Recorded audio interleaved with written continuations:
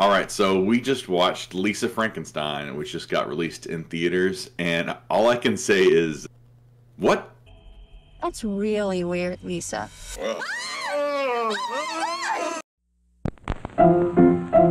Let's all go to the lobby. Let's all go to the lobby.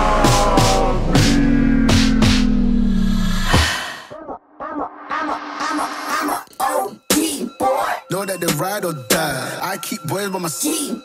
Know that they ride or die. I keep boys by my. What's up, guys? Welcome back to another I'd Popcorn for That review. I'm Chris. I'm Nick. And like I said, we're talking about Lisa Frankenstein. So this just released. It is directed by Zelda Williams, who is Robin Williams' daughter. Mm-hmm. And this is her directorial debut. She's done some short films and music videos and things like that, and acted in things, but this is her directorial debut. And it was written by Diablo Cody, who you might know from things like Jennifer's Body and Juno, some lesser known, like, what's her name, Charlize Theron movies, Tully. I've only seen a little bit of Diablo Cody, but yeah, what an interesting little, it's very like 80s nostalgia. But yeah, you can tell us a little bit about like the general story of this. Yeah, it's a movie here. Girl kind of loses her mom and her dad remarries pretty quick, and she's with this family, and she's kind of a little outcast. They move schools and everything, so she's always in a graveyard with these, like a bachelor graveyard. I guess men died unwed, and it's all bachelors, huh? I think so. I think because they call it the bachelor graveyard, so it's all unmarried men from like the 1800s and all this. Mm-hmm. And then one night she's at a party and a thunderstorm happens. One of the dudes she spent a lot of time out of his grave gets brought back to life, Frankenstein style. Mm-hmm. Well, and I think, so, you know, he essentially, I guess his spirit, he misunderstands what she says one night because she gets, I mean, I'm just going to fast track through a little bit of this, but she drinks like a spiked drink at a party. And in the process of all that, a guy gets handsy with her in an inappropriate way.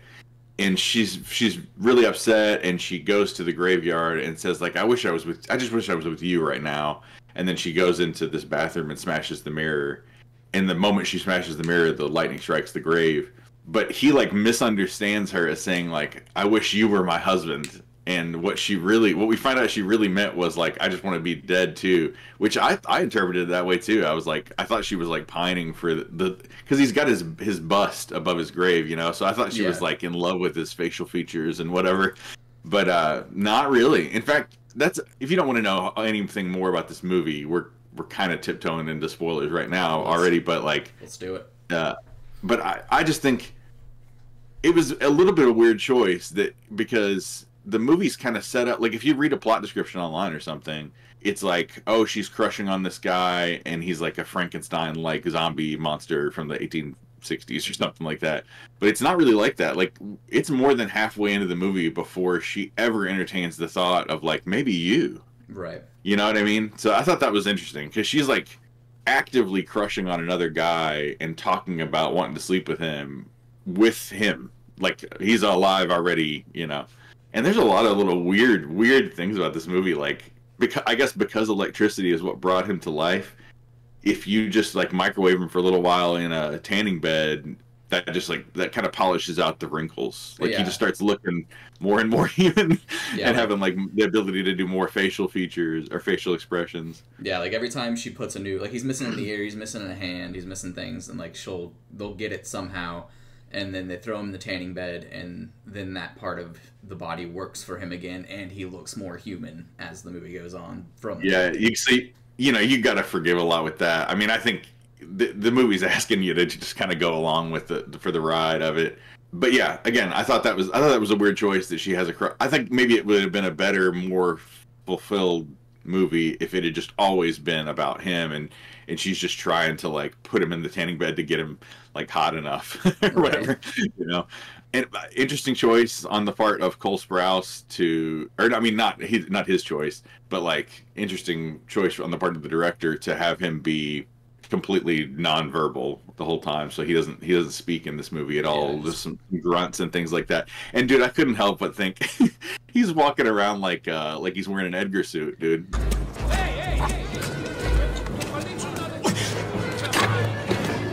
I know. I couldn't help but think of Men in Black, man. It reminded me of the guy, I can't remember his name, Bobby something or Billy from Hocus Pocus as well. Oh yeah, yeah. He's like a mix of Jack Sparrow, Edward Scissorhands, Yeah, it's like a little bit of Edward Scissorhands vibes. I was getting a little bit of like I meant to watch Heathers leading up to this because I was getting those kind of vibes from just the trailer of this. But you know, it's like a part John Hughes part. But one of the things that I think was holding this movie back is not just its rating, but partially its rating because it's PG-13. Yeah, and I think it could have gone. It needed to just be pushed a little bit over the edge. It needed to go full blown. I think probably our rating. I mean, it's not like the rating itself is the thing, but I just think there's so much we don't see here. There's so much they could have gone right over the edge, and they weren't allowed to do it because of the PG-13 rating. What 13-year-old is really is this really marketed to 13-year-olds? I feel like this would be like more of an adult crowd going to see this, and it's a lot darker than I thought. Like you said that her mom dies, but like it's more than that. Yeah. Her mom gets like axe murdered, by somebody early on, which I thought is a crazy choice, and it looks like recent enough history that I'm a little surprised by how it feels a little bit like the people around her are like, just get over it already, and it's like it was 6 months ago. Dude. Yeah, it's only 6 months ago, and her dad already had remarried in that time period, so it kind of makes you wonder what happened there. Yeah. So the mom is played by a lady like everybody will recognize from like all the different TV shows on Netflix, like Haunting of Hill House. Stuff, yeah, all the Mike Flanagan stuff. Mike Flanagan just does a lot of stuff with this lady, Carla Gugino. But she plays a very over the top, like villainous, wicked stepmother type character. I don't know if we're officially in like full blown spoilers, but we're spoiling this movie. You should check it out if it's interesting to you at all. It seems like nobody's going to see it, but if the trailer appeals to you or whatever, check it out. But I want to get into the spoilers of this thing. So they just pretty quickly after he is like resurrected and everything start slaughtering fools, and evil stepmom is number one. What do you think? Did you see that coming? I mean, kind of. Dude, I thought the whole movie was pretty predictable. At a certain point, I'm like, okay, I know how this movie ends. Girl had like her stepsister has a hickey on her neck. I was like, oh, she's sleeping with the boy that this girl wants to be with. The end is gonna be like them finding out and then either killing them or something like that. And it's exactly what happened. So there's not a lot to say. It's like they basically just keep one after the other killing people and taking a body part that he needs. So he needs an ear. They get an ear from the mom, and she sews it on because she's like a seamstress or something at a whatever. And then he needs a hand. This is pretty like brutal because the unwanted touching that happens at this party, though inappropriate and awful and everything, I think we can all agree like this is an over punishment for what was done there, whatever. But they like lure him into the woods, and not only do they take his hand, but they kill him with an axe. So it's getting sloppy. Except like nothing on screen is really sloppy that's happening. But then so he gets a hand, and now he can play piano, and they're trying to build a relationship with the two of them in the movie with the piano scene, and her singing through the piano scene is bad. Yeah. And I actually like Catherine Newton, the chick playing Lisa Swallows here. What name, by the way. Yeah, Lisa Swallows. But yeah, I thought it was her name was gonna be Lisa Frankenstein, but it is not. It's just a Frankenstein type story. If that, I mean, it's really more a zombie story than we are sewing parts on him, but like he's fully operating as a zombie. But he just doesn't eat people. It doesn't seem like he eats anything. He just exists and keeps getting better. So maybe he's just immortal now. I don't know. And then, dude, when she's like, "Ooh, I don't want to die a virgin," and blah blah blah, talking to him about all this stuff, and then he goes and, dude, takes that fella's manhood, dude, with an axe, and I was like, that was the first moment where I was really like, oh, okay, I did not know we were gonna, fully go there. They fully took it there. So this movie it's a comedy.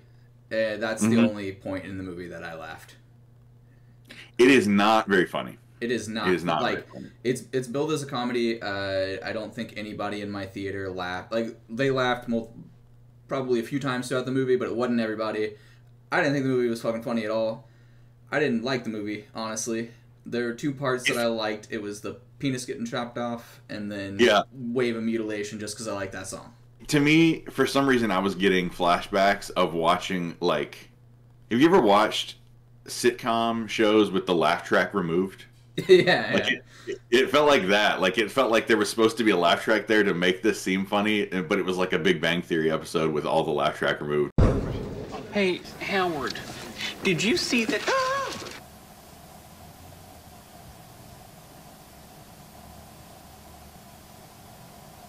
I'm over here, Sheldon. So it just makes it kind of awkward, like... Yeah. And it was like, there's a lot of, like, quietness between... So yeah, it just made it kind of awkward. It didn't feel like a fully fulfilled, like, it felt like a good idea. On paper, there was something cool you could have done here. It's like Heathers meets like Frankenstein meets almost like a slasher movie, and maybe a little bit of Wednesday Addams type personality thrown in there. Although you don't really get that from her. Yeah. Like we could have really gotten into how deep and dark of a twisted person she is, and how this axe murder has completely messed her up or something like that. But she's just immediately cool. Like her. I thought Catherine Newton. It's like she couldn't nail down a particular single characteristic or like personality type that she wanted to be. It felt like we're watching different versions of Lisa throughout the movie. And her sister is a strange character because she's like the preppy popular girl, but it's like a mixed bag where she's like also sticking up for her sister and will do anything for her sister, but also like she's the one that's taking the guy that her sister's interested in for some reason, which felt a little out of character for her. Just some weird... I mean, the dad here is funny. It feels like he's been the dad in so many things I've seen. He's just really dry and bland, and like to a certain... In a dry way, that's kind of funny. But he does that... It feels like he's done that 1,000 times. Yeah, because he's... I think he's movies. Mike's dad from Stranger Things, and it's like the same person. Mm-hmm. That's the one I was remembering the most. I couldn't figure it out because he's plays this role in so many things, but yeah, the Stranger Things one's the one I was thinking of. The stepmother is maybe a little too over the top, and I usually really like her in things, but it was like almost it was just right on the edge between like everybody was kind of over the top. Even the stepsister, the Lisa herself. I think they did it that way on purpose, but it was just too much for me, and I didn't like any of the characters at all. Mm-hmm. And so so at the very end, she has nuked him she's nuked him enough times in the tanning bed that he's like basically looks like a regular guy, and then the police are catching up to him. Everything's kind of folding in on itself all at once. By the way, it felt like the movie had gone on so long at this point, and it's really not that long of a movie, but it was feeling like it was really spinning its wheels here at this point. And like eventually, she sews this guy's penis on him, and they finally have sex, and then she's like, okay, it's almost like a suicide pact kind of thing, like Romeo and Juliet, okay, but goodbye forever, she writes him a little letter to death isn't forever, and he's got to nuke her in the tanning bed on full bra, extra bra, max bronze, until the whole thing burns down. And then like the sister and the dad have moved on, they're visiting the gravesite, and the sister notices something, which I'm not really sure what she notices. But then we see... Because it's, like, etched on the stone. It, like, zooms in on it. It says, beloved wife. Beloved wife and the two peach ring. Because they kind of, like, sanctify their relationship with peach gummy rings on their fingers. But the two peach rings sitting there. But she's like, nothing, never mind. And they walk off, and then you see Cole Sprouse, who can now speak finally, reading poetry to this bandaged up. So I guess he has, like... brought her back from the dead and like defiled her grave and brought her back from the dead, and she's all bandaged up and she's gonna be all right, and they're gonna have a happily life ever after. I wish I had liked this a lot more, man. I had kind of high hopes for this for some reason. I was feeling the vibes of the 80s vibes, but kind of not it. No, I thought the trailers looked pretty decent, and then I don't recommend seeing this, but. And, like, I liked some other Diablo Cody stuff. I remember liking Juno. I haven't seen it in a while. I liked the TV show she did, United States of Terra.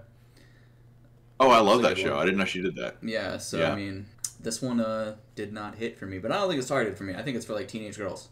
Maybe. I don't know. I'll tell you what, it's not making any money. It's underperforming for what it was predicted to make, and that was not very much money. So it's really, really not making any money. I think that its only hope is to have like maybe some streaming success, but I think what's really going to happen is this feels like it could be like a cult following type of movie in some years. Yeah, maybe. But it doesn't deliver at the level of other movies that have done this kind of thing. And I almost just wanted to watch like an actual 80s movie. So it did that for me, but like I wasn't getting what I wanted out of this really. So what would you rate this movie? 2.5. 2.5 out of 10 ain't a very good score. No. I don't feel that strongly. I think there were some redeeming things here and there. I wasn't miserable, but I would give it a 5. I'd give it a 5. Yeah, no, I wanted to walk out, and then I couldn't because we had to talk about it. Yeah. Too bad. 2024 needs a win bad because Society of the Snow is actually a 2023 release. So so we really need a good one in 2024 to set us off right. But we'll get there. We'll get there. I would not recommend this. Maybe some, like you said, maybe some teenage girls. It felt kind of like even more so a case of what happened with Megan, where I left Megan thinking like that would have been better if they had really fully gone there, and maybe this would have been better if they'd fully gone there, but it just needed a lot more salt and pepper. It felt like boiled chicken breast, and I wanted like some roasted, like some garlicky, you know what I mean? And I didn't get it. Anyway, thanks for watching, guys, and we got Paprika coming out soon for you guys. Hit like below if you like this kind of thing. Subscribe if you haven't already, and comment below if you guys watch this movie. Let us know what you thought about it. Maybe we're totally wrong. Tell us why we're wrong in the comments. We'll talk to you guys later, and we'll see you in the next one. Thanks. See